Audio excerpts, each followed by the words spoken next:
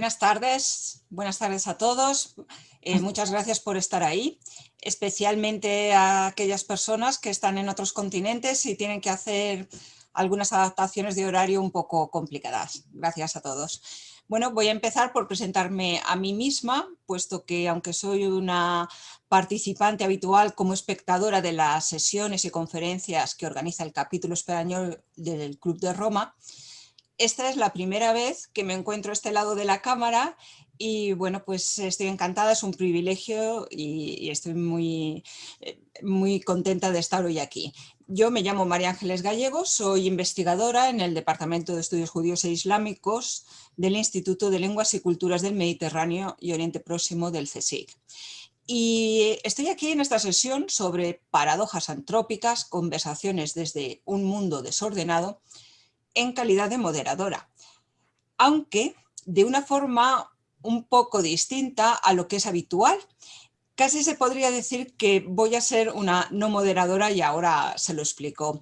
El formato que se ha planteado para esta sesión es en realidad el de que se desarrolle una verdadera conversación, un debate que se deje fluir, que se deje llevar por su propia dinámica interna, más allá de que puedan quedar contenidos sin tratar u opiniones expertas que no se hayan podido verter. Así es que vamos a darle cierta espontaneidad a esta sesión. Hay que ir advirtiendo ya al público que entre los objetivos de los proponentes de esta sesión, que son Jesús Rey y Emilio Muñoz, a los que voy a presentar dentro de un momento, no se encuentra, digo, entre sus objetivos ofrecer soluciones o certezas. Mucho me temo que esta tarde, cuando finalice esta sesión a las 8, en nuestro balance final vamos a tener todos nuevas preguntas y nuevas incertidumbres. Aún así, bueno, la sesión que va a comenzar con una primera parte. Esta sí, estructurada y ordenada, en la que voy a presentar a cada uno de los participantes en este diálogo y le voy a dar la palabra para que cada uno de ellos nos hagan una breve exposición relacionada con este tema que nos ocupa.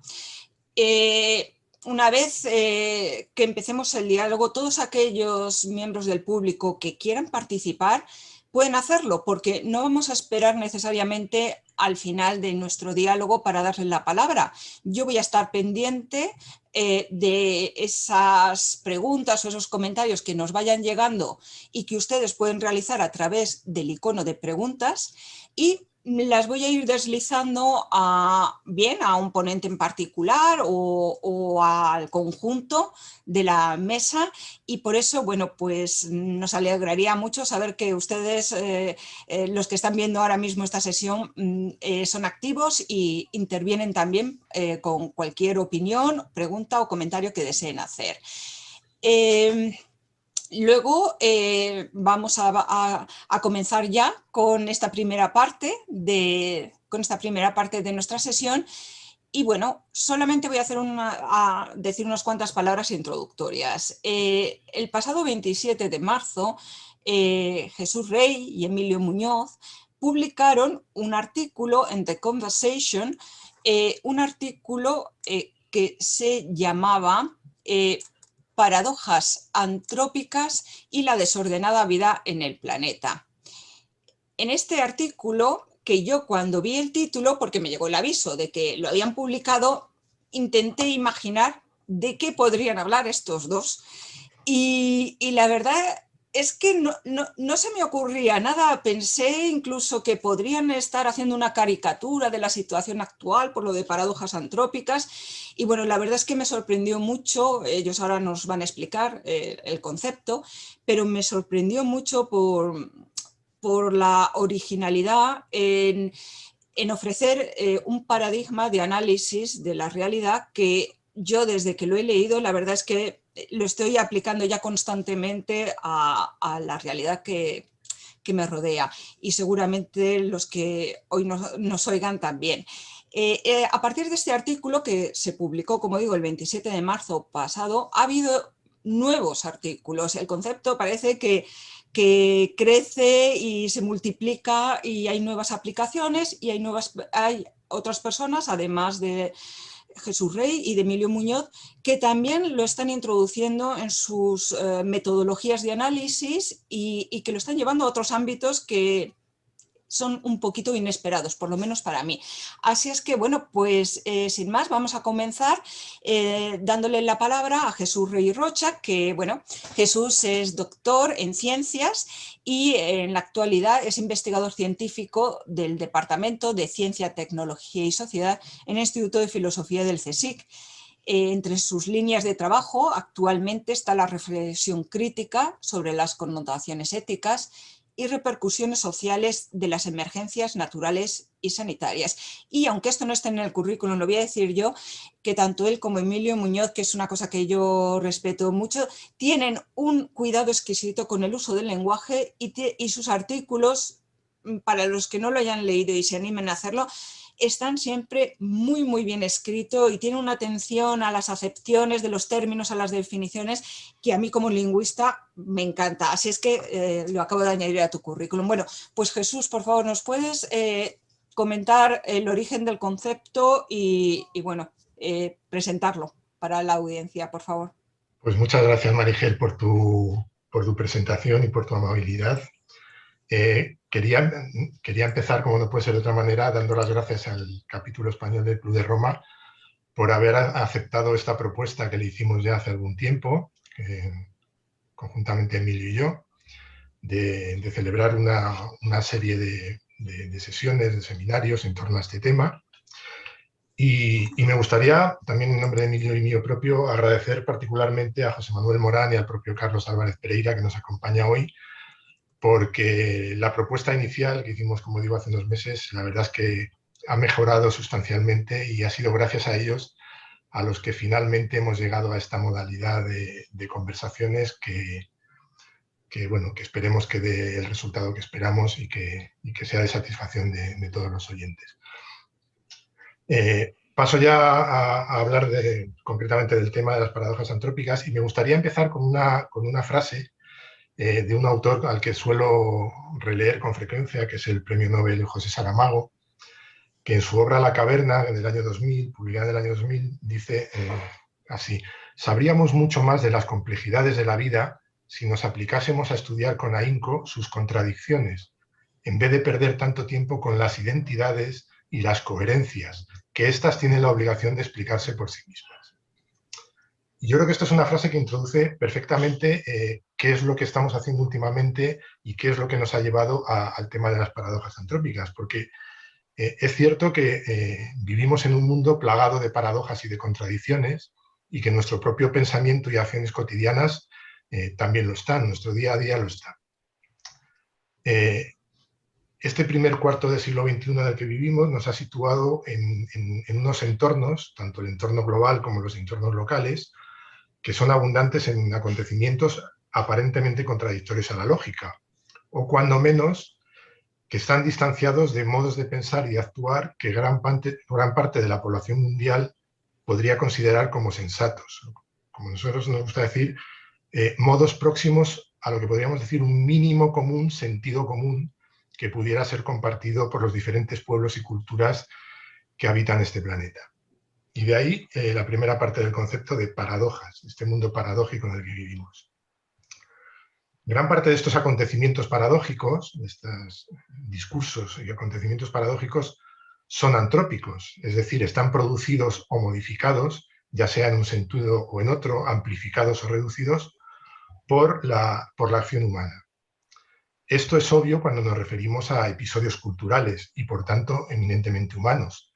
Vamos a dejar de lado por el momento si el resto de animales tienen o no cultura, pero en principio referiremos a episodios culturales humanos. Pero no solo ocurre con los episodios culturales, sino también con aquellos vinculados con el entorno laboral, con el entorno natural, y con sus procesos físicos, químicos y biológicos. Por lo tanto, nos encontramos, en definitiva, ante paradojas antrópicas.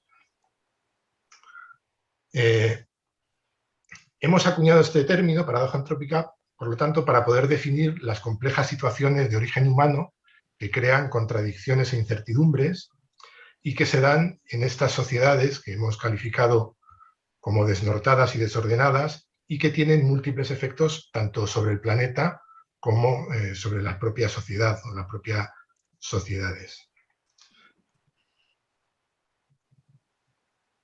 Desde la revolución neolítica, pasando por las revoluciones industriales, pasando por los 40 años de historia de la globalización y de avance del capitalismo neoliberal, la actividad humana ha tenido evidentes efectos transformadores de las condiciones para la vida en el planeta, hasta tal punto que hemos llegado a lo que se ha venido a llamar el periodo del Antropoceno, el periodo geológico del Antropoceno, en referencia a la influencia antrópica. Por tanto, este término paradoja antrópica nos proporciona, o en principio nos permite un sustento conceptual para el análisis de estas sociedades. Concretando cómo hemos llegado, cómo llegamos, cuál fue nuestra primera aproximación a este concepto, qué fue el primer tema que nos llevó a este concepto. Bueno, pues concretamente, por un lado, los trabajos que hemos venido realizando últimamente sobre el fenómeno que todo el mundo conoce como calentamiento global o como cambio climático, que a nosotros nos gusta llamar más de otra manera, que quizá salga a lo largo de la conversación, que llamamos pandemia ambiental, porque bueno, afecta a todo el planeta, por ello lo de pandemia, y ambiental porque creemos que es un efecto o un fenómeno que no solo tiene un carácter climático, sino que afecta al conjunto del medio ambiente del planeta. Por otro lado, nuestra pertenencia a la red Conexiones Vida, que es una de las 5 redes que el Consejo Superior de Investigaciones Científicas ha puesto en marcha como redes piloto para el establecimiento de conexiones y sinergias entre los propios grupos de investigación del CSIC, pero también con otros grupos externos. Esta red a la que pertenecemos es la red Conexiones Vida, y concretamente dentro de esa red Conexiones Vida, lo que se denomina el desafío biología sintética. El objetivo de esta red de Conexiones Vida es el estudio de los orígenes, coevolución, diversidad y síntesis de la vida. De tal forma que esa conjunción nos llevó a plantear cómo, por un lado, estos efectos antrópicos sobre el medio ambiente cada vez están más claros, cada vez son más los informes que luego plantean, cómo la acción humana está teniendo un claro efecto sobre el empeoramiento de las condiciones de vida en el planeta. Y por otro lado, hay un reto que la especie humana, el Homo sapiens, se ha planteado de mejorar sus condiciones de vida, incluso de trascender sus condiciones de vida. Probablemente la mayoría, o por no decir todos y todas las oyentes, habrán oído hablar del transhumanismo, al que ya se dedicó un ciclo en el capítulo hace tiempo. Y nos encontramos en esa paradoja. Por un lado, estamos contribuyendo a empeorar las condiciones de vida en el planeta, mientras que por otro lado queremos trascender, mejorar las condiciones de vida y nuestras propias condiciones como especie. De ahí surge, como digo, el concepto de paradoja antrópica, que finalmente hemos visto que, como ya ha introducido muy bien Marigel, puede ser aplicable a muchos otros de los fenómenos a los que nos estamos enfrentando, como decía, en este primer cuarto del siglo XX. Y yo creo que como introducción podemos dejarlo aquí. Muchísimas gracias. Te agradecemos de verdad la síntesis que acabas de realizar. Y bueno, para abundar de nuevo en la génesis del concepto y una primera aproximación, le voy a dar la palabra a Emilio Muñoz Ruiz, que es profesor de investigación del CSIC, actualmente vinculado como ad honorem al Instituto de Filosofía, y que, bueno, hasta su jubilación tiene una carrera intensísima, brillante, y que me llevaría toda la tarde a enumerar todos sus méritos. Simplemente pues diré algunos, como que ha sido presidente del CSIC, también secretario general del Plan Nacional de I+D, presidente de la Asociación Interuniversitaria Europea sobre Sociedad, Ciencia y Tecnología y presidente del Gabinete de Biotecnología de la Fundación CEFI. Es miembro de múltiples academias y organizaciones internacionales y es autor de varios centenares de artículos en el campo de la bioquímica, la biotecnología y su relación con los aspectos sociales y económicos y la política científica y tecnológica. Así es que, bueno, y como en el caso de Jesús Rey, es una persona que está muy preocupado por el lenguaje, que intenta además siempre interactuar con las humanidades, que es algo que los que somos de humanidades agradecemos muchísimo. Y ahora vamos a las paradojas, por favor, Emilio. Bueno, la primera paradoja es que no sé si he enrojecido, a pesar de ya ser mi mayor. Bueno, muchas gracias. Yo lo que voy a intentar explicar es que teníamos que aproximarnos con un cierto marco teórico porque nos parecía que era necesario y, como no, lo he situado en dos planos. El primero, en algo que me gusta mucho y llevo tiempo y que incluso en la Asociación Española para el Avance de la Ciencia, EAC, desarrollo, que es el diálogo entre ciencia y democracia.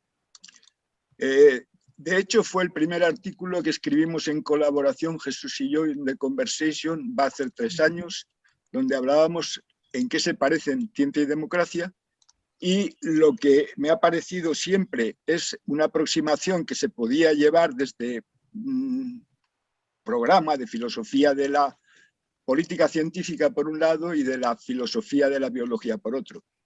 Este programa de diálogo lo que me dio el pensamiento es que podíamos quizá abordar así análisis de la complejidad y también que podíamos empezar a plantearnos un contraste bien argumentado y bien de cómo nos podíamos ir aproximando a los dilemas, trilemas e incluso plurilemas que se están dando en nuestras sociedades como consecuencia de todas las vicisitudes que ya ha expuesto Jesús, pero que a mí me gusta siempre enfatizar, porque tengo bastante enfado, los 40 últimos años del mundo desarrollado, es decir, desde la caída del muro y desde que el señor Fukuyama habló del fin de la historia.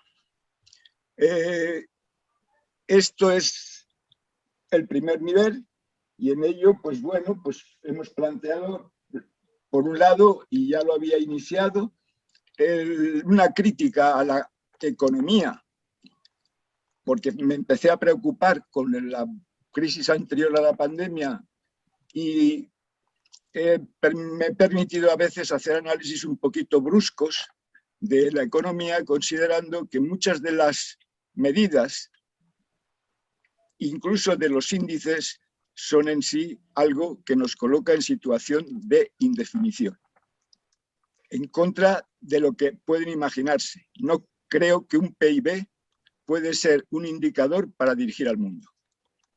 En segundo lugar, la necesidad de cambios y pautas de conducta, porque otro de los grandes problemas, y eso está emergiendo ahora con una fuerza enorme, es el problema de la salud mental.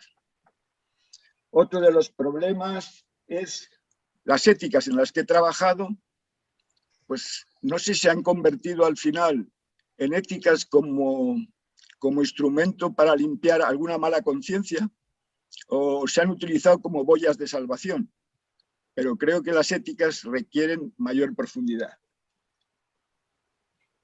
Y he empezado a incidir en lo que va a ser la segunda parte o el segundo nivel, que es la evolución, porque sin darse cuenta las sociedades actuales están siendo sometidas a impulsos evolutivos constantes y continuos hasta el extremo de que, bueno, pues la impulsión por este consumismo desorbitado o la preocupación por la inmediatez, la situación casi de adolescencia perpetua de los ciudadanos del mundo, pues creo que requiere análisis serios.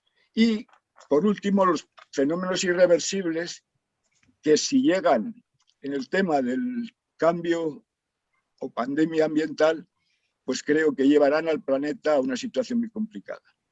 El segundo nivel es el de la evolución, es en el que me he movido siempre, la primera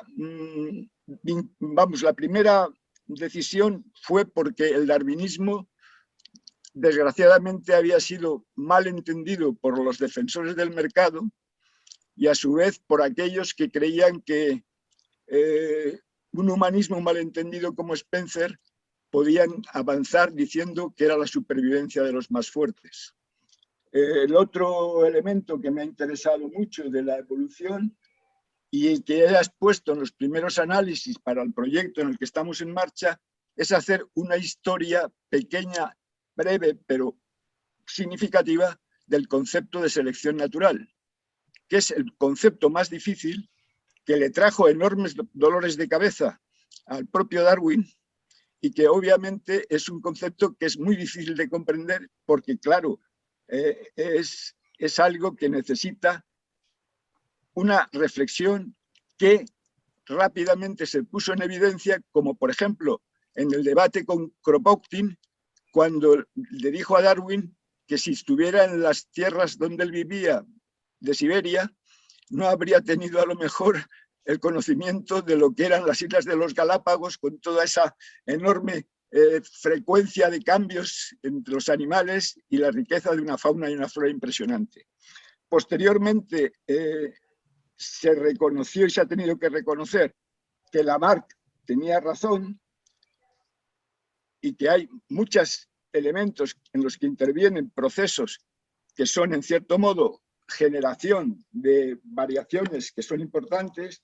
Y por último, pues Stephen Jay Gould, un gran teórico de la teoría de la evolución, el conservador del museo en Harvard, en su obra empezó ya a hacer una reflexión apuntando que lo de la selección natural habría que pensárselo mucho, y eso le llevó a hacer su propuesta de que la evolución tenía que producirse a saltos.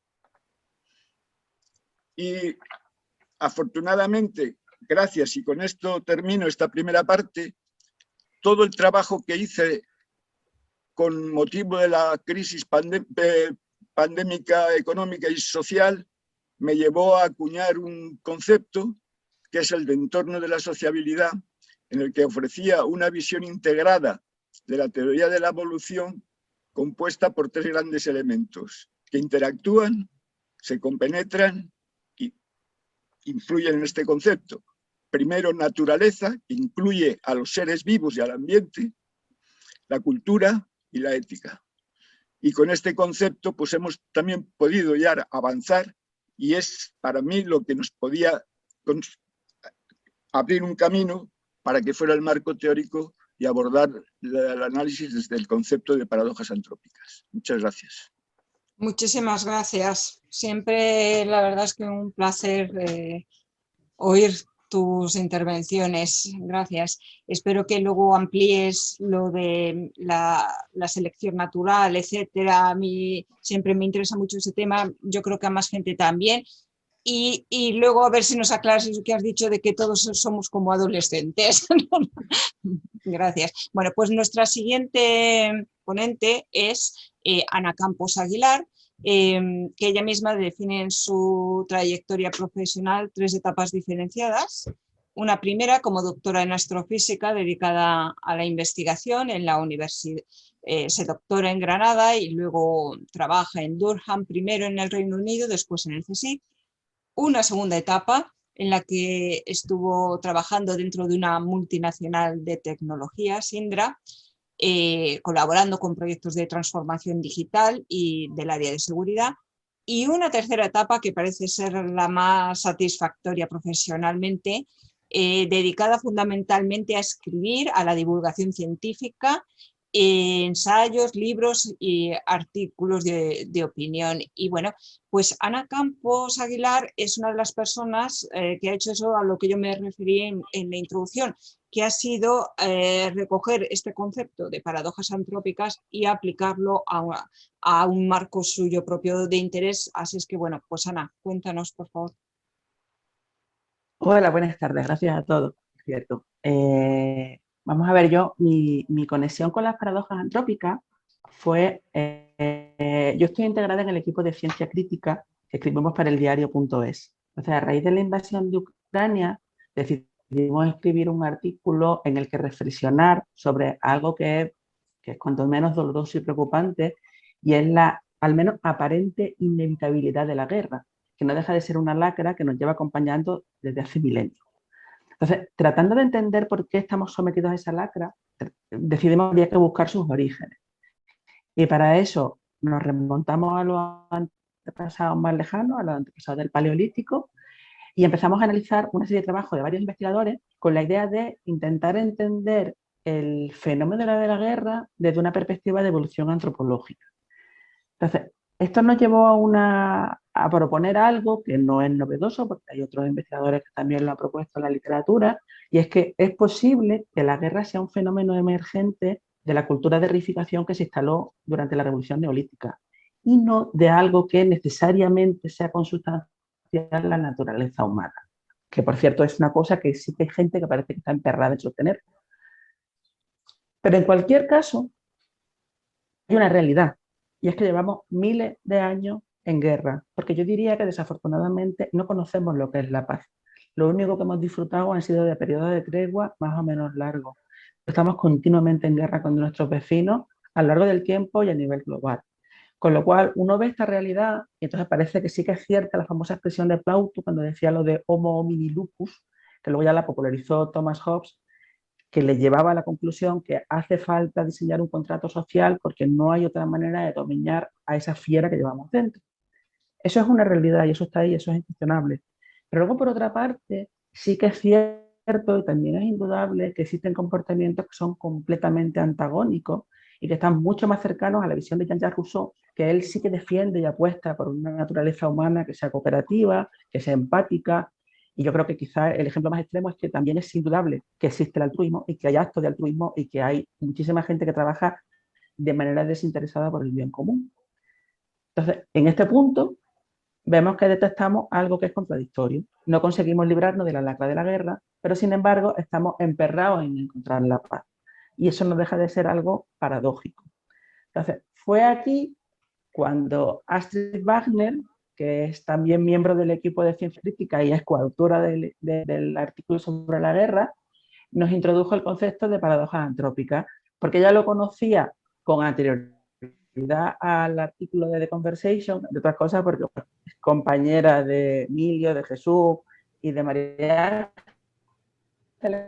Ella es investigadora del Instituto de Filosofía del... Bueno, nos fascinó el concepto a todos. De hecho, nosotros terminamos de escribir el artículo, dejamos la mención hecha a las paradojas antrópicas y esperamos enviarlo a redacción a que el artículo en The Conversation saliera a la luz. Entonces, tan pronto como estuvo publicado el 27 de marzo, nosotros enviamos el de la guerra, que salió publicado el 31 de marzo, y ya hace el link correspondiente.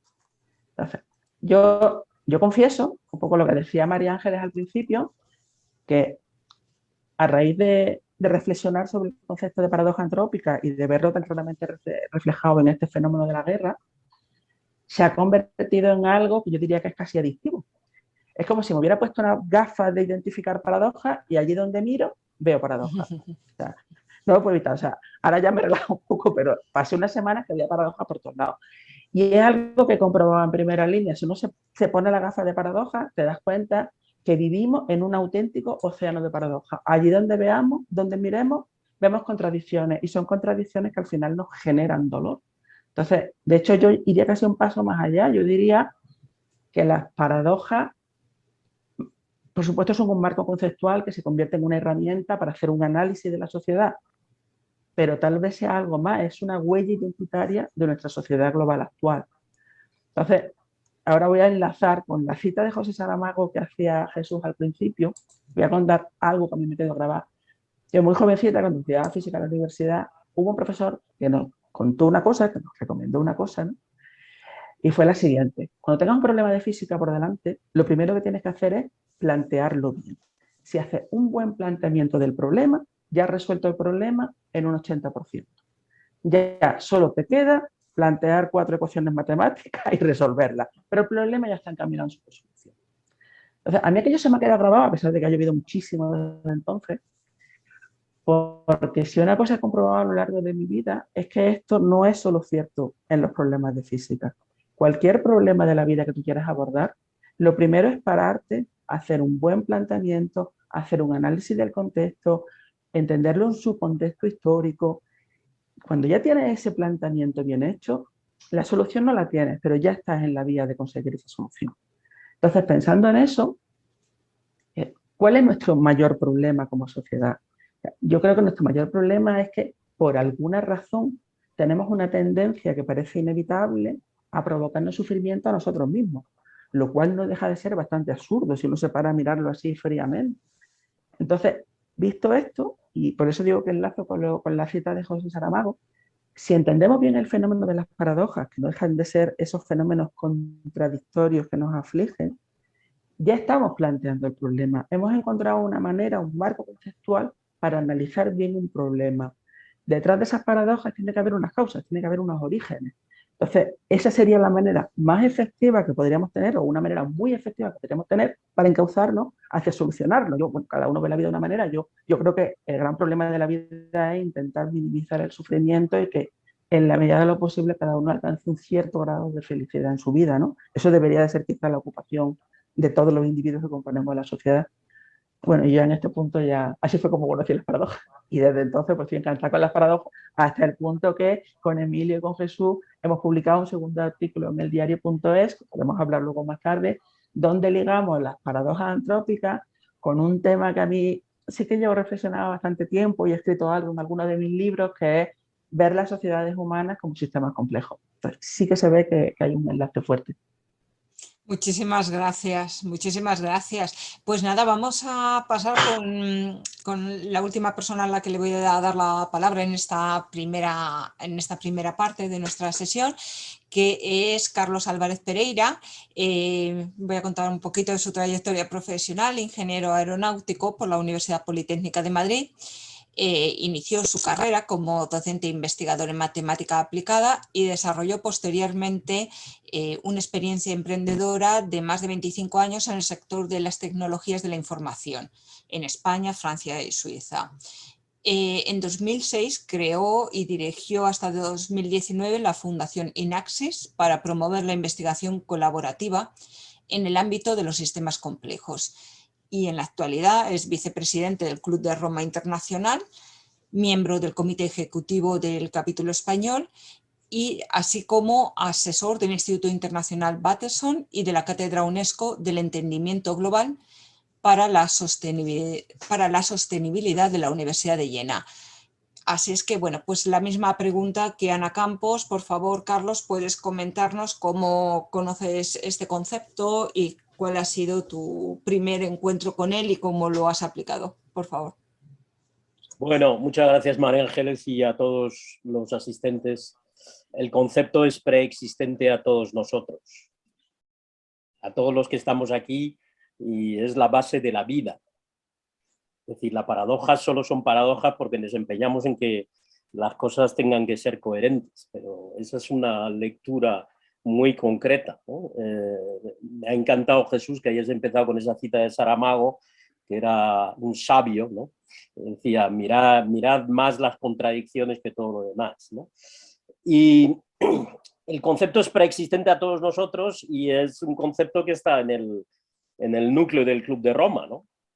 Porque esta percepción reforzada, cada vez más reforzada, de que las civilizaciones humanas, o por lo menos la civilización moderna con una M mayúscula, prospera y se suicida a la vez, las dos cosas a la vez, eso está en la base de las preocupaciones del Club de Roma desde el principio, y de hecho es una de las cosas que se ponen en manifiesto en el informe de los límites al crecimiento. Una paradoja colateral es el éxito editorial que tuvo ese libro, ese informe, publicado hace exactamente 50 años, en 1972, y que vendió millones de ejemplares, ni siquiera sabemos cuántos, pero más de 10 millones de ejemplares, posiblemente 30, y sin embargo aquí estamos, ¿no?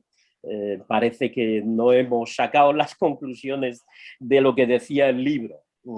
Entonces, esas paradojas son un poco el alma mater del Club de Roma, y yo quería aportar aquí algunas reflexiones adicionales, algunas de las cuales están en un nuevo libro que acabamos de sacar con motivo de ese cincuentenario. Acabamos de lanzar un libro que se titula Limits and Beyond, Límites y Más Allá, donde 21 autores reflexionamos sobre lo que significó los límites al crecimiento en su contexto inicial, lo que pasó después, dónde estamos y qué futuro hay por delante. Y una reflexión es que esa paradoja de que el Club de Roma planteara con tanta agudeza, agudeza también en el sentido científico, la problemática humana de que las civilizaciones prosperan y se suicidan a la vez, llevó la constatación de que ese mensaje no fue recibido como una profecía apocalíptica y en realidad no fue apenas debatido a pesar del gran éxito editorial. Llevó a Aurelio Peccei y a algunos miembros del Club de Roma en la época a plantearse la existencia de una brecha humana, human gap, ¿no? Y publicando en el año 1979 un libro magnífico que no conoce casi nadie y cuyo título en castellano es incluso mejor que el título en inglés.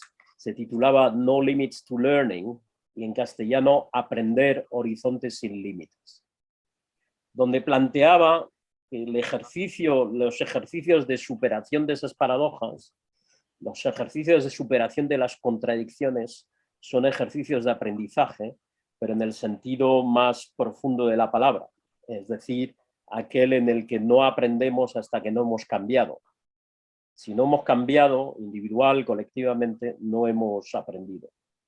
Y el Club de Roma entonces hablaba de brecha humana entre nuestra capacidad para actuar y nuestra capacidad para entender las consecuencias de nuestras acciones y para, digamos, gestionar las consecuencias de nuestras acciones, y planteaba este ejercicio de aprendizaje como manera de atacar esa brecha humana.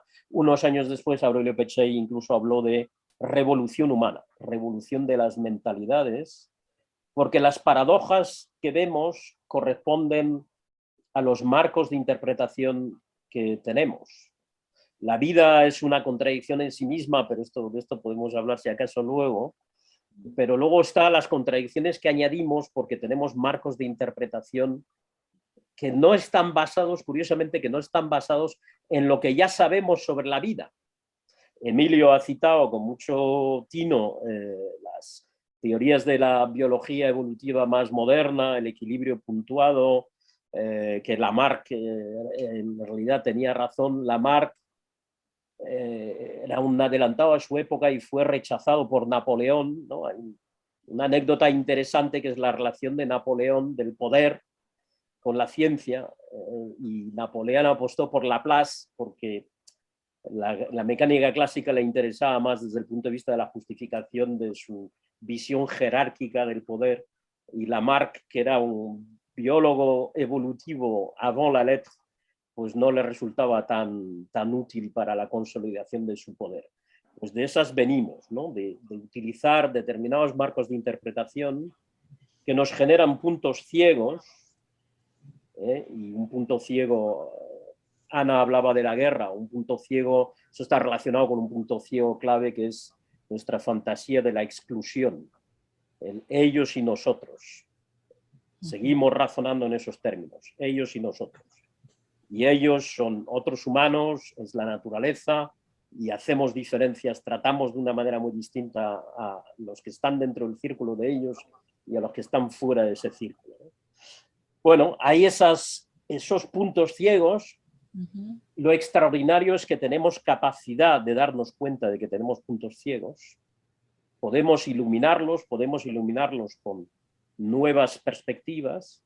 Y en este caso mi apuesta y la apuesta del Club de Roma es iluminarlos desde lo que sabemos sobre la vida con V mayúscula, tanto desde el punto de vista de culturas tradicionales, de sabidurías tradicionales que siguen vivas y que alimentan culturas relacionales, como desde el punto de vista de lo que hemos aprendido en las últimas décadas en una serie de campos científicos como la teoría de la complejidad, la biología evolutiva, la cibernética y otros. Acabamos de empezar en el Club de Roma un proyecto titulado, que se titula El Quinto Elemento, y el título es un homenaje a la vida con V mayúscula, para intentar entender un poco más, un poco mejor, cómo facilitamos las condiciones para que el nudo de contradicciones en el que estamos metidos, que es un punto crítico, es un nudo gordiano, podemos emerger de esas emergencias.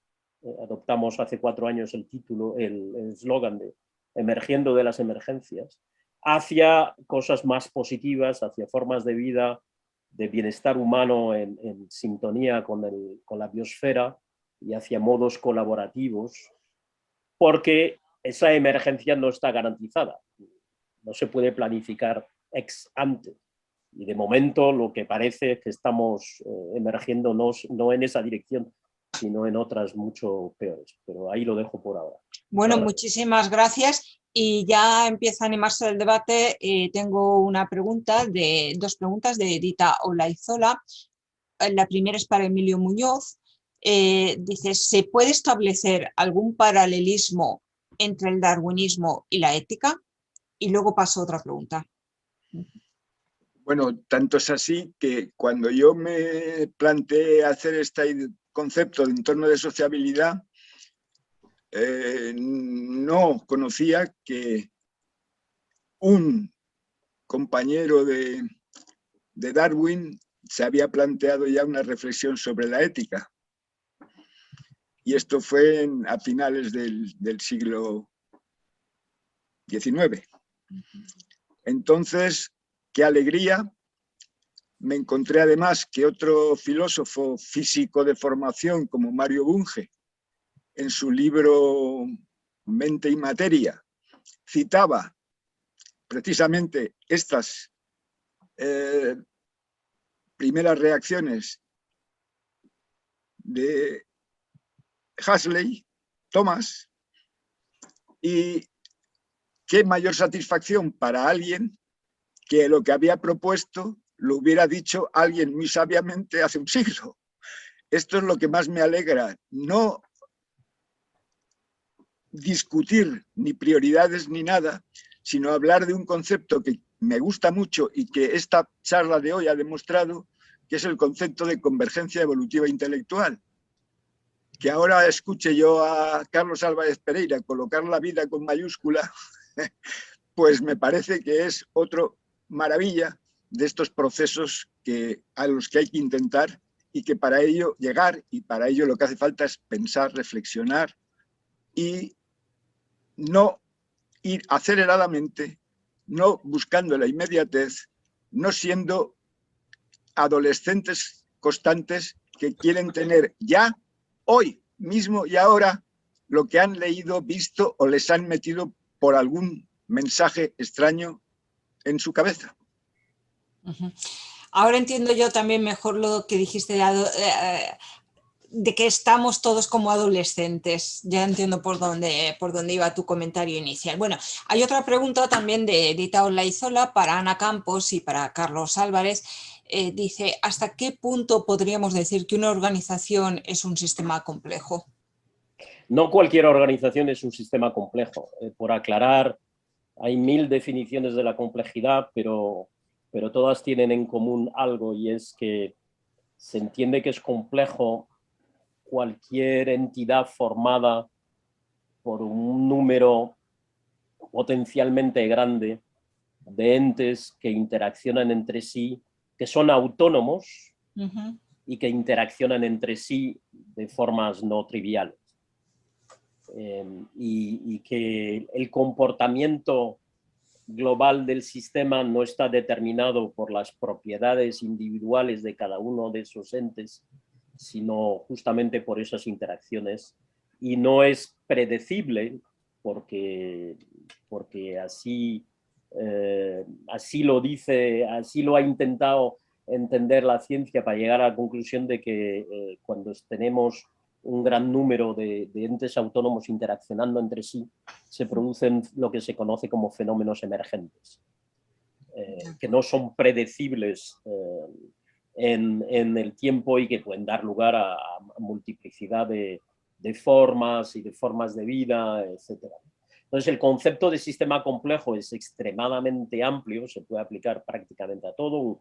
Un cuerpo humano es un sistema complejo, la sociedad es un sistema complejo, cualquier ser vivo en un ecosistema es un sistema complejo y por lo tanto siempre dinámico, siempre evolucionando, siempre interaccionando dentro de sí y con su entorno.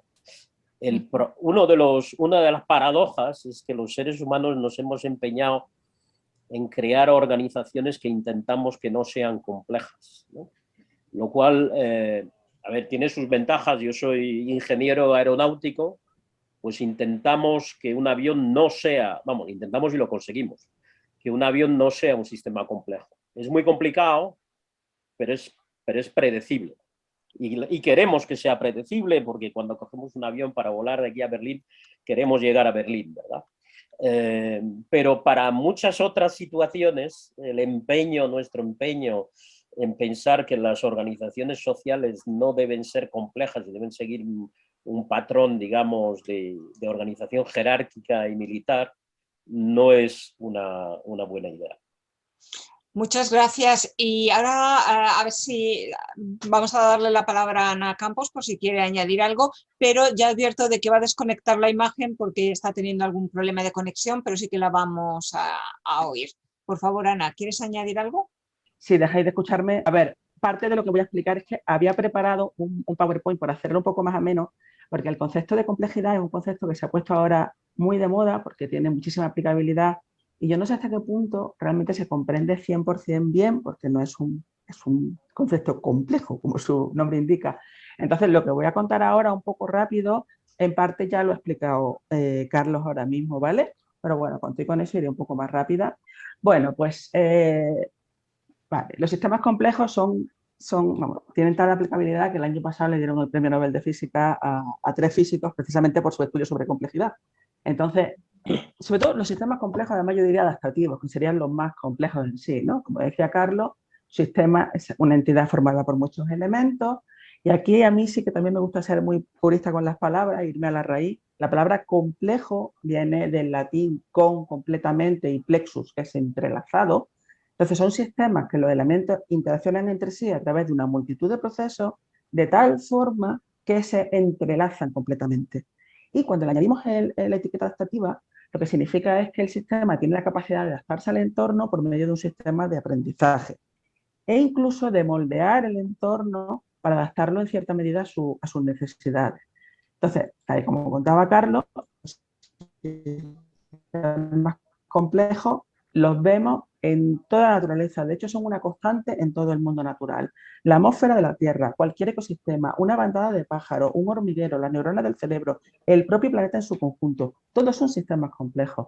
Incluso son sistemas complejos que a su vez los elementos que lo forman son sistemas complejos formados por otros elementos. Lo más interesante desde mi punto de vista es que la complejidad se ha convertido en algo esencial, que vemos que es esencial en el mundo natural.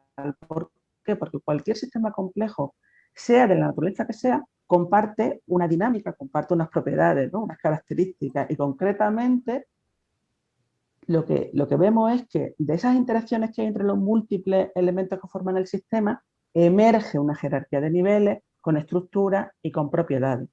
Pero a su vez, esas estructuras que emergen del colectivo condicionan la forma de interrelacionarse los elementos. Se produce un acoplamiento entre ese flujo abajo-arriba y el flujo arriba-abajo. Y esto es lo que dota de una extraordinaria resistencia a los sistemas complejos, hasta el punto de permitirle este fenómeno adaptativo de adaptarse, aprender, moldear el entorno, etc. Y también nos han enseñado que el todo es mayor que la suma de las partes, algo que ya dijo Aristóteles hace 25 siglos y que ahora se ha convertido en una realidad. La naturaleza es compleja, en este sentido de complejidad, y cualquier esfuerzo reduccionista por entenderla está llamado al fracaso porque no se puede reducir el todo a la suma de las partes, básicamente en un concepto. Las sociedades yo creo que son el para. Interaccionamos unos con otros de una manera en principio descentralizada y de esas interacciones entre los individuos se genera ese flujo de arriba a abajo que hace surgir modelos de organización y que hace surgir las culturas. ¿Y esto cómo se plasma? Se plasma en estructuras, económicas, en estructuras políticas, en estructuras sociales, estructuras que a su vez se cimentan a sí mismos con un flujo arriba-abajo que lo hace a través de una colectivización de las creencias. Colectivizamos aquello en lo que creemos, que generalmente son verdades que todos damos por ciertas, pero que en su gran mayoría tienen un carácter mítico que no resiste un análisis crítico por la luz de la razón. Y estas creencias colectivas condicionan nuestra forma de actuar, se convierten en un pegamento social y además hacedoras de la idiosincrasia de los colectivos. Si miramos atrás en el tiempo, si miramos... Sí, creo, mira, Ana, creo que sociedades. seguimos con problemas, ¿eh? Así es que, si os parece, retomamos de nuevo la conversación. Muchísimas gracias por la presentación, porque además sí que ha habido, yo creo que el grueso lo hemos podido seguir, que está fenomenal y que aclara mucho precisamente esto de los sistemas complejos, que yo por lo menos no conocía. Así es que, bueno, pues nada. Marigel, yo, si me permites, para empezar, para continuar con este formato de conversación, me tomo la libertad de hacer una puntualización, porque me ha parecido muy interesante la pregunta que le hacían a Emilio sobre la conexión entre ética y darwinismo. Creo que era esa la formulación, ¿no? De conexión entre ética y darwinismo o viceversa. Y yo creo que aquí hay un tema que no sé si estaréis de acuerdo que es también relevante, que no sé si es una conexión o es una desconexión o es una desafortunada conexión, que es el tema del darwinismo social, ¿no?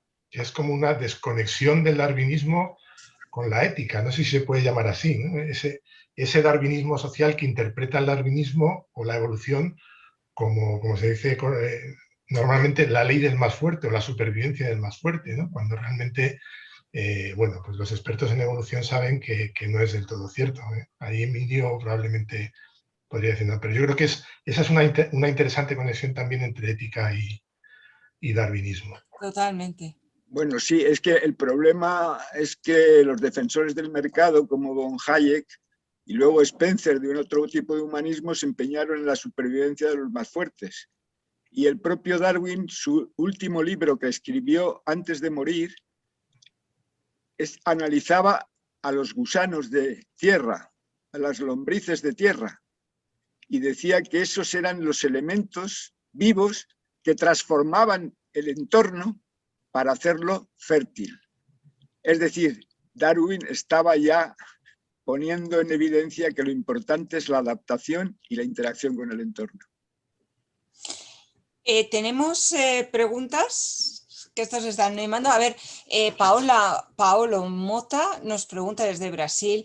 A ver, el español está un poco, pero vamos a ver si he entendido bien. Dice, como Club de Roma, ¿qué opinión tenéis que el actual paradigma de urbanización inevitable conlleva una ficticia prosperidad meramente consumista con un escenario fantascientífico de un suicidio de la civilización llegando a los límites, y no sea ahora necesario cambiar un modelo de asentamiento humano más atento a los valores sociales y ambientales?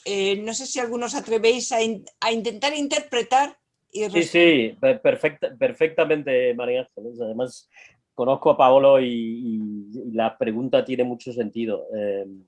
Y efectivamente lo que plantea es muy interesante, porque de nuevo hay que trascender los puntos ciegos que nos hemos creado a nosotros mismos, ¿no? Insisto en este concepto porque a mí me parece esencial. No tenemos acceso a la realidad, no tenemos un acceso objetivo a la realidad, la objetividad no existe. Recibimos percepciones y les damos el sentido de acuerdo a unos marcos de interpretación, ¿no? Entonces, el marco de interpretación dominante es que desarrollo igual a urbanización. Todavía estamos en el modelo del concepto de desarrollo humano dominante, que es un concepto ligado a cada vez mayor consumo de recursos y a cada vez mayor urbanización, ¿no? Cada vez mayor concentración en ciudades, ¿no? Y esto hay que replanteárselo, y yo creo que de hecho mucha gente se lo está replanteando, y que la pandemia también provocó un cierto cuestionamiento, más allá de que muchísima gente del mundo se está planteando que ese modelo, esto que llamamos desarrollo humano, si nos lleva al suicidio, habrá que cuestionarlo, ¿no? El propio Antonio Guterres, secretario general de las Naciones Unidas, en 2017 hablaba de un fantástico desarrollo en las últimas décadas con dos efectos colaterales, literalmente, el cambio climático y el crecimiento de la desigualdad. 3 años más tarde decía a finales de 2020, estamos librando una guerra contra la naturaleza y esto es un suicidio. Entonces, uno de los puntos ciegos que es, vamos cada vez más a vivir en ciudades y en el modelo de ciudades cada vez más tecnificadas, con cada vez mayores niveles de tecnologías, etcétera.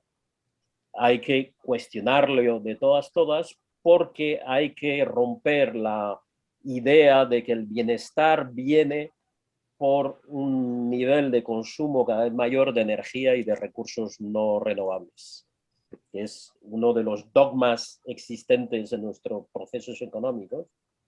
Y es un punto ciego, de nuevo, un punto ciego voluntario, ¿eh? No es que no sepamos, sabemos desde siempre, pero de nuevo se junta lo que sabemos desde siempre con lo que dice la ciencia moderna, y es que el bienestar y la salud humanas no vienen del consumismo, vienen de la calidad de nuestras relaciones con lo vivo, con otros seres humanos, con la naturaleza y con el tiempo. Entonces ya, si miras el bienestar humano desde esa perspectiva, te puedes plantear escenarios completamente diferentes en los cuales, consumiendo mucha menos energía y recursos materiales, alcancemos niveles de bienestar y de salud humanas mucho mayores y especialmente mucho más equitativos. Yo quiero decir algo, porque para este concepto de entorno de sociabilidad, donde se incorpora la cultura, porque biólogos evolucionistas como Ayala ya lo hicieron y algunos otros, hay un libro de Mark Pagel, Conectados por la cultura. Este es un biólogo evolucionista que habla de que la cultura es esencial para los procesos de evolución. Y su último capítulo es su preocupación por las grandes ciudades, a los que llama hormigueros, y dice, no sé qué puede pasar con las grandes ciudades, porque hasta ahora siempre la evolución ha transcurrido en procesos donde había grupos humanos más reducidos. Es algo que añade a esta cuestión. Y ahí yo veo, porque también lo hemos seguido y lo sigo, arquitectos que se están planteando seriamente cambiar los modelos de urbanización, incluso pues hablando de que, bueno, pues hay que hacer entornos que tengan a su vez su capacidad de ser propia y totalmente vivibles, que se puedan vivir. Y bueno, pues eso creo que es otro movimiento interesante. Jesús Rey y Carmen Andrade escribieron un artículo sobre ciudades que se publicó en Other News, y no sé si Jesús quiere comentar algo. Bueno, yo estoy un poco de acuerdo con lo que habéis dicho, ¿no? Afortunadamente parece que hay un movimiento, no sé si se puede llamar movimiento, de rediseño de las ciudades, en el que parece que cada vez más se da un elemento que a nosotros también nos gusta mucho y es base de nuestro trabajo, que es la multidisciplinaridad, ¿no? Esas ciudades que ya empiezan a estar diseñadas no solo por arquitectos y arquitectas, sino que también están diseñadas desde el mundo del urbanismo ecológico, incluso con equipos de profesionales de la salud que tienen en cuenta en ese diseño de las ciudades, como bien comentaba Carlos, el tema de la salud de sus habitantes. Y parece que efectivamente al menos hay iniciativas para ir hacia ese otro modelo de ciudad, ¿no? Esperemos que efectivamente sea así, donde se tiene en cuenta el entorno, la salud, el bienestar, etcétera, etcétera. Tenemos algunas preguntas, casi las voy a ir introduciendo, si nos parece mal. Rocío Judith Canchari comenta: enhorabuena por vuestra ponencia en esta perspectiva con respecto a los modelos presentados. Me gustaría preguntaros qué modelo podría mejor ser adoptado e implementado post pandemia. Ana, ¿quieres darle una oportunidad? Probamos con tu cambio de ancho de banda, a ver si ahora... A ver, ponte el micrófono, que no te oímos, por favor. Sí, ahora en principio parece que no tengo tanto problema. No sé si se me oye bien. Se te oye bien, se te oye bien. Vale. Bueno, pues ya que estaba, voy a intentar terminar la explicación de antes por no dejarla a media, ¿no? A ver, comparto la pantalla. Y que con esto yo creo que vamos a contestar a la pregunta que nos acaban de hacer.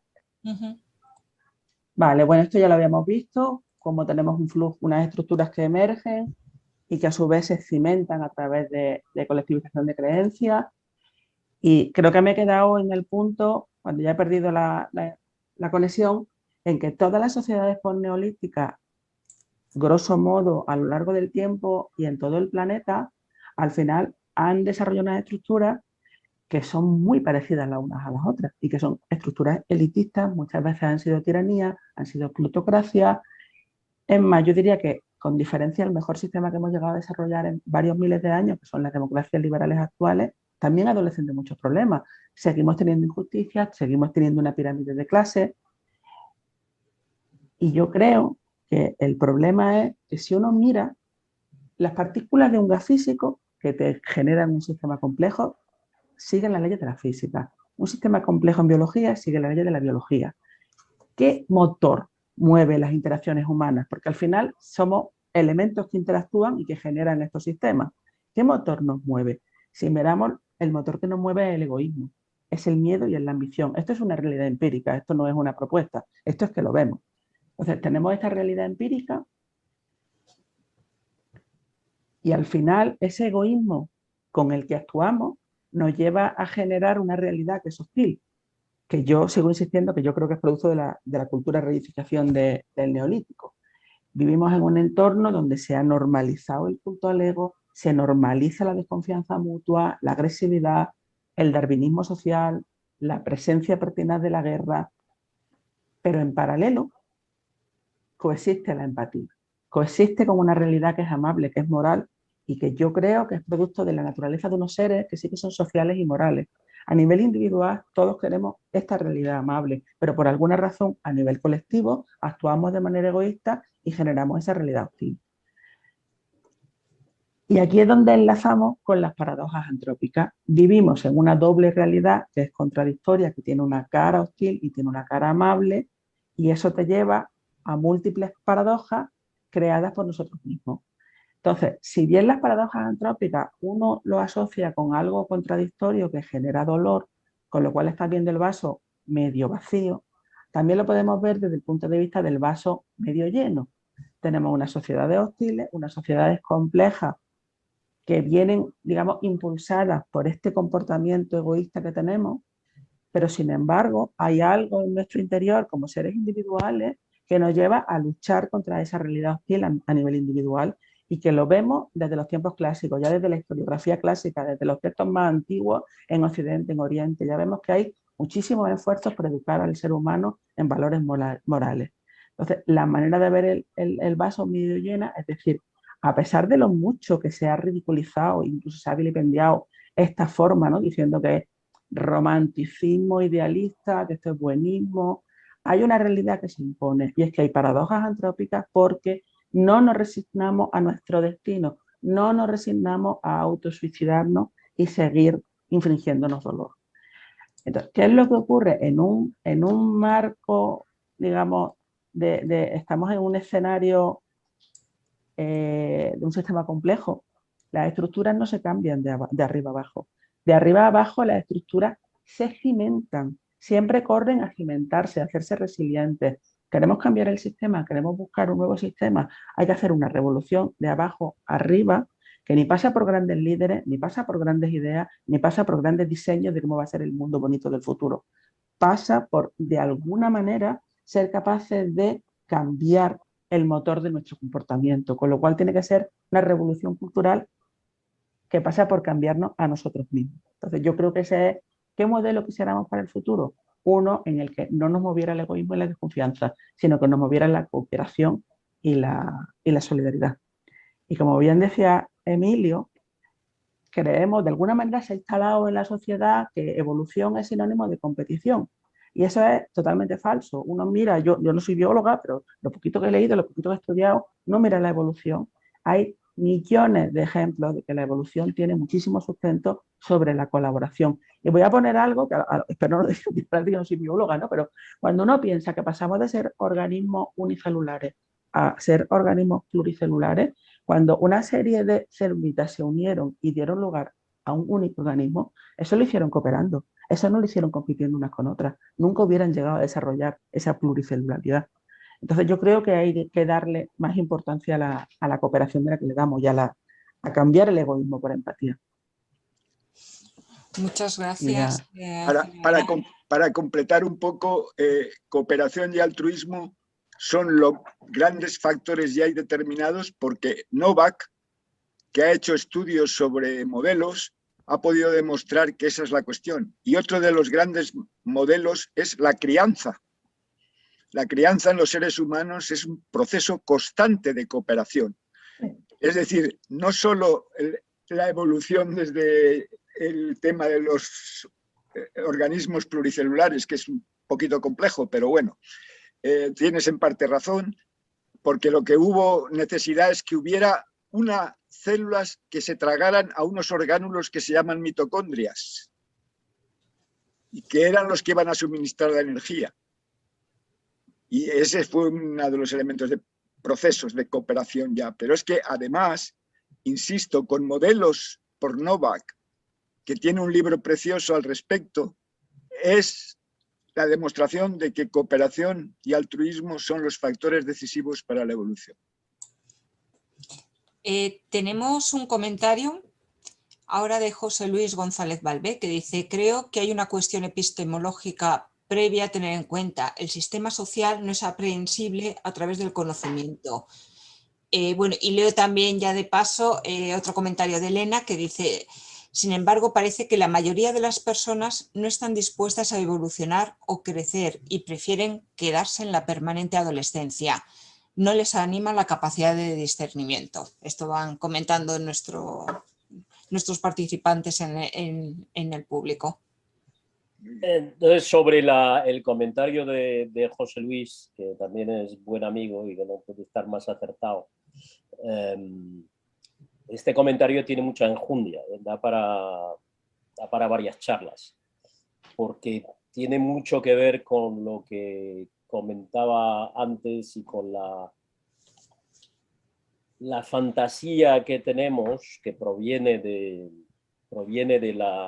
los inicios de la revolución científica del 17 y 18, de que podemos ser observadores objetivos de la realidad, situarnos fuera de ella y comprenderla, ¿no? Y aprehenderla, ¿no? Dice bien, sistema social no es aprehensible a través del conocimiento, desde luego porque somos parte del sistema social. Es más que dudoso, pero es una fantasía que mantenemos, y la mantenemos de muchas maneras también en el ámbito científico, de que somos capaces, siendo una parte, de que vamos a ser capaces de comprender el todo, de tener el conocimiento absoluto sobre el todo. Yo creo que hay muy buenos argumentos para dudar de ello, y esto plantea, y esto ha sido analizado también desde la ciencia y desde la filosofía, claro. Epistemología como un terreno intermedio entre la filosofía y la ciencia, y desde las perspectivas pues, de la cibernética o de la teoría de la complejidad, ¿no? Y plantea el dilema, la paradoja, de nuevo una paradoja, de que somos capaces de diagnosticar determinadas cosas que nos ocurren y nos gustaría cambiar la sociedad, como ha explicado ahora Ana, ¿no? Nos gustaría cambiar la sociedad en una dirección determinada, pero no somos observadores externos objetivos y mucho menos todopoderosos para decirle a la sociedad por dónde tiene que ir. Y hoy en día, a la hora de hacer frente a todos los desafíos de civilización que tenemos, sociales, ecológicos, etcétera, seguimos mucho del pensamiento que hay, sigue enmarcado por ese análisis desde fuera y vamos a decirle a la sociedad lo que tiene que hacer. Vamos a un poco de despotismo ilustrado, vamos a definir las políticas correctas y convencer a la sociedad de que tiene que hacer determinadas cosas, etc. Eso probablemente está abocado al fracaso, no digo que sea completamente inútil, si tuviéramos la voluntad, la capacidad de, por ejemplo, de aplicar políticas mucho más eficaces para cambiar de energías fósiles a renovables, pues probablemente sería útil.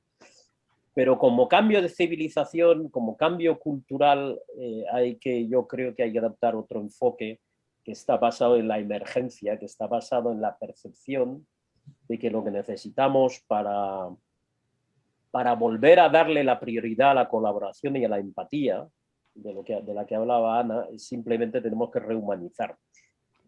Y esto se hace de manera indirecta. No se publica un decreto diciendo a rehumanizarse todos. Esto no funciona así. Pero se puede hacer. Y de hecho, una de las cosas que estamos haciendo en el proyecto que comentaba antes, en el quinto elemento, es mirar gente que lo ha hecho en sus comunidades, porque esto en la práctica, sobre el terreno, se hace, y no se hace de manera dirigida, se hace creando las condiciones para que todo el mundo, para que la gente salga de su indefensión aprendida. Hemos aprendido que somos egoístas a base de ver documentales sobre leones cazando en la sabana, sin decir nunca que los leones dedican a eso a lo mejor el 5% de su tiempo y el resto del tiempo se lo pasan pipa. O sea, quiero decir que el momento de competición en la vida de los leones es verdaderamente marginal, aunque sea esencial para su alimentación, pues a base de que nos han dicho que somos egoístas, acabamos presos, nuestras mentes acaban encarceladas en la idea de que somos egoístas. Entonces simplemente hay que dejar a la gente que se libre de esas cárceles, hacerles ver que pueden liberarse y a partir de ahí empiezan a ocurrir cosas mucho más interesantes. Bueno, he leído un comentario de uno de nuestros oyentes que habla de que él sostiene que todos polinizamos un poco, polinizar entre comillas, polinizar. Esto es muy importante porque, curiosamente, las plantas nos están debiendo mucho cuando estamos consumiendo fósiles, porque las plantas necesitan mucho CO2. Pero claro, eso es otra de las reflexiones que hay que llevar a cabo. Es decir, no podemos hacer análisis desde perspectivas monodisciplinares, desde perspectivas de interés propio.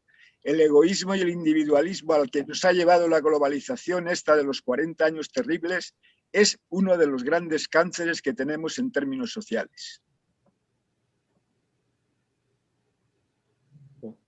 Yo quería apuntillar algo, retomando una cosa que comentaba antes Emilio sobre la cooperación y sobre la cooperación en la crianza de los seres humanos.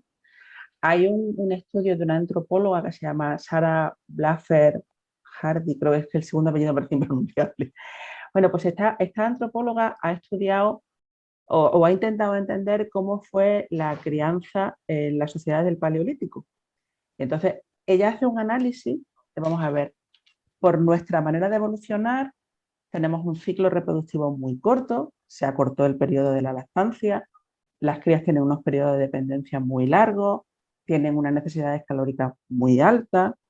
Entonces, distingue que las dificultades que enfrentó una madre humana en el Paleolítico frente a las dificultades que enfrentan las madres de otros primates superiores, una chimpancé, una bonobo, no tienen nada que ver.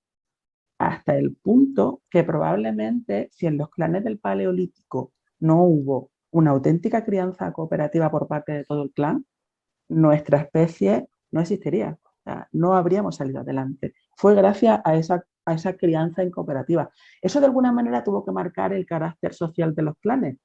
Y eso se ve en otro análisis de otro antropólogo que me parece muy interesante, se llama Eric Trinkaus. Él se ha dedicado a recolectar anomalías óseas, todas las anomalías óseas que hay en el registro de fósiles. Y ha descubierto que hay muchísimas anomalías, lo cual se entiende, alta consanguinidad, mucha posibilidad de traumatismo, pero lo más fascinante es que había personas discapacitadas y enfermas que vivían muchísimos años. Eso no se explica si no era porque vivían en una cultura del cuidado.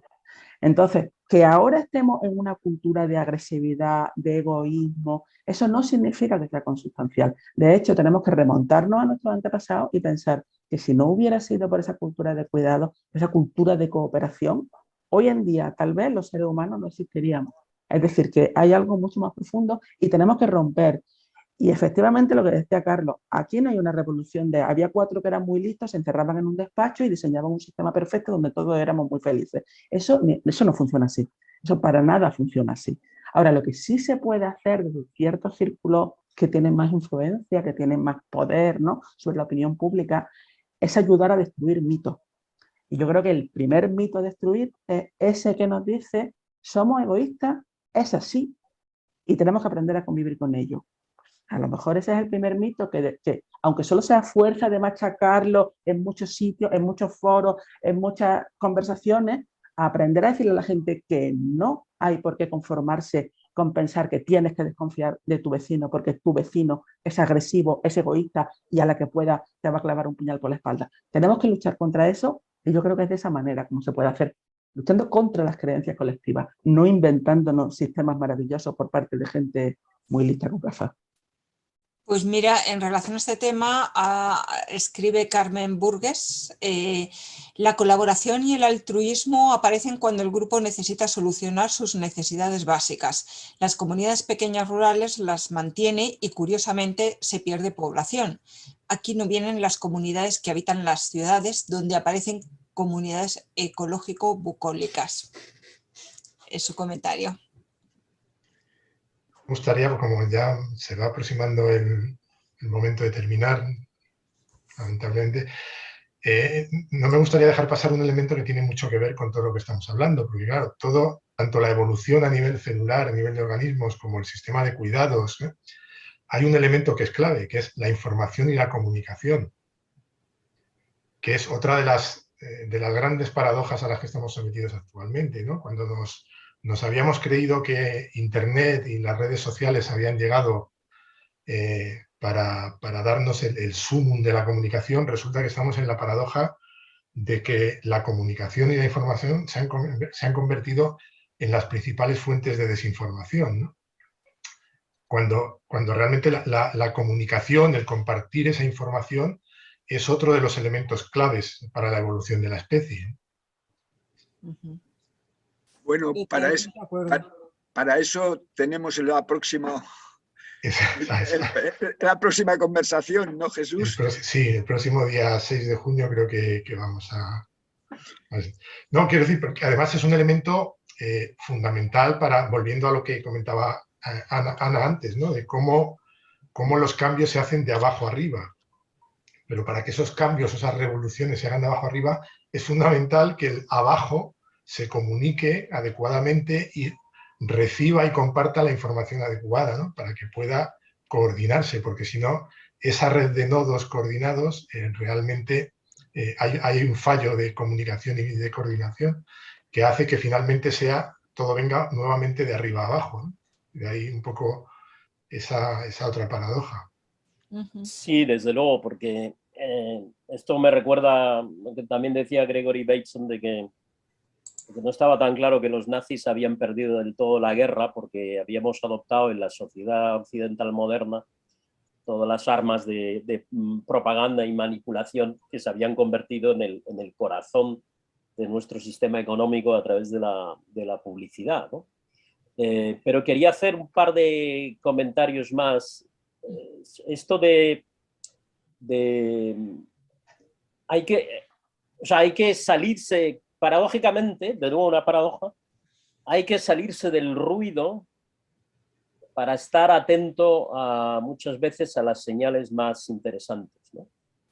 Y las señales más interesantes muchas veces vienen de los márgenes, vienen de culturas no occidentales, donde siguen vivos conceptos de cultura relacional, en culturas africanas, asiáticas, indígenas, etcétera, que tienen elementos de sabiduría tradicional con los que la ciencia moderna está reconectando ahora. O sea, que después de siglos, por no decir milenios, de ciencia tradicional, llegamos a la conclusión de que muchos de esos saberes indígenas eran intuiciones sobre la naturaleza del mundo que tenían mucho fundamento.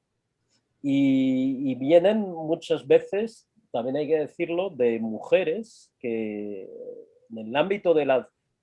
Esto es una peculiaridad del pensamiento sistémico. Si uno lo analiza, hay una considerable cantidad de mujeres que han desarrollado el pensamiento sistémico a lo largo de décadas, un poco más de siglo y pico si contamos desde Ada Lovelace en 1830, ¿no?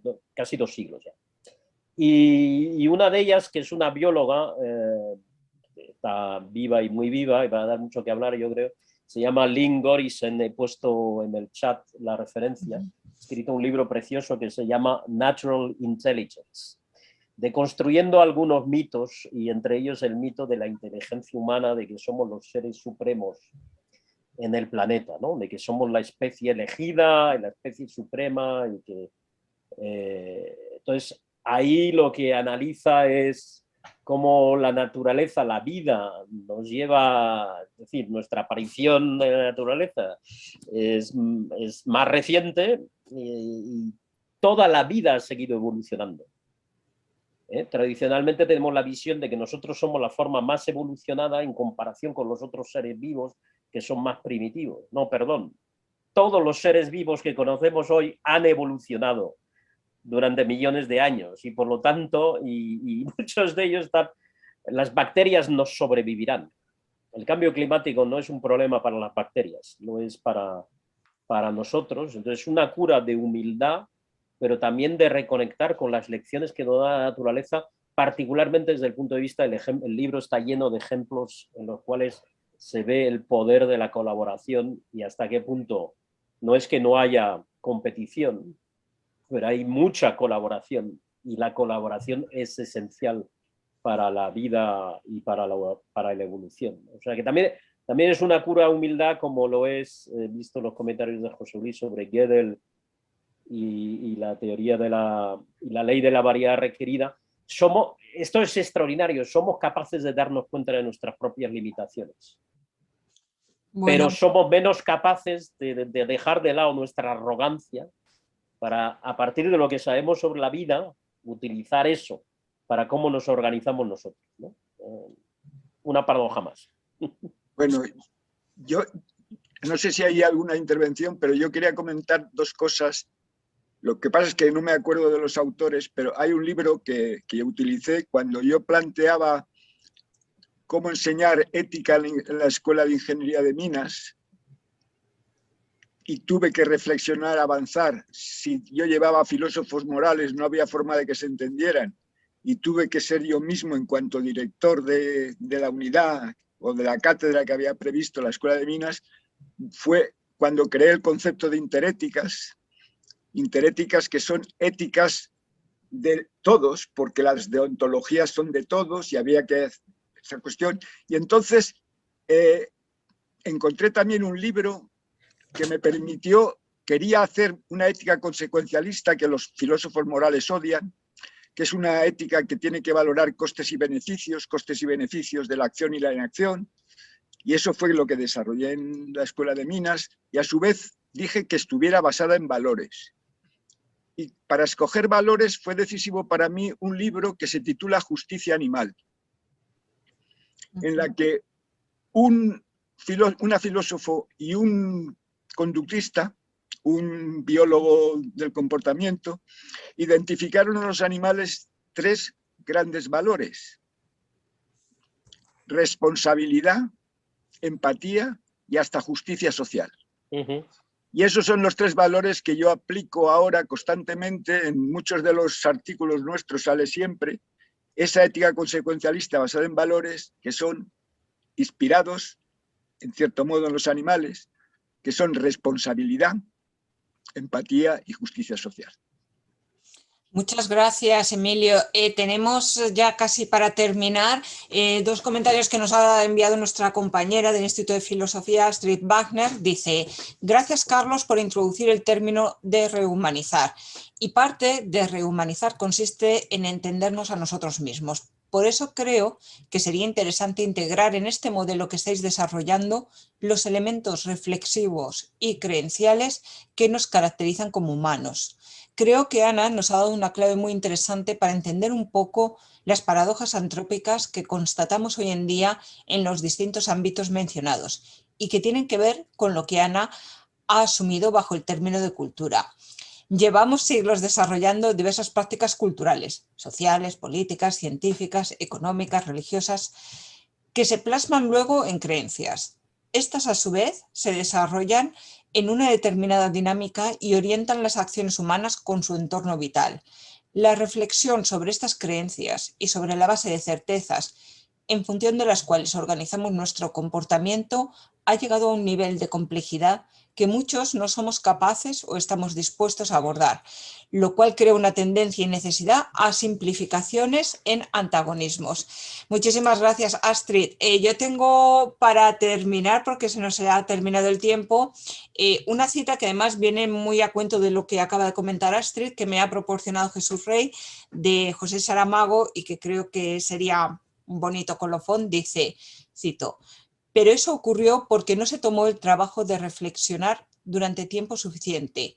Sucede así muchas veces. Creemos que ya se puede afirmar que no merece la pena esperar conclusiones solo porque decidimos detenernos a la mitad del camino que nos conduciría hasta ellas. Y con esto, a menos que alguien quiera decir una ultimísima palabra, creo que las paradojas antrópicas han demostrado ser un tema de discusión que necesita muchas más sesiones, porque da lugar a muchísima discusión y nos enriquece en nuestra forma de mirar al mundo. De eso estoy convencida. Si me permites un segundo, porque es que no puedo evitarlo. Tu cita de Saramago me ha provocado otra de Rilke, que decía la sabiduría de los poetas, ¿no? Rilke decía: no hay que correr a conocer las soluciones, ¿no? Porque además, si las conociéramos, no seríamos capaces de vivirlas. De lo que se trata es de vivirlo todo, de vivirlo intensamente, y a lo mejor así, con el tiempo, uno se daría cuenta de que está, sin haberse percatado de ello, está ya viviendo en las respuestas. Pues nada, con esto vamos a cerrar. Muchísimas gracias a todos, a los participantes, especialmente al público también, y por sus comentarios. Y bueno, el tema continúa a través de este foro. Ya tendrán la comunicación correspondiente. Yo agradezco a todos, al capítulo español del Club de Roma, a Jesús, a Emilio y a todos los demás por esta conversación tan interesante. Hasta luego. Hasta luego. Muchísimas gracias. Hasta luego. Hasta pronto.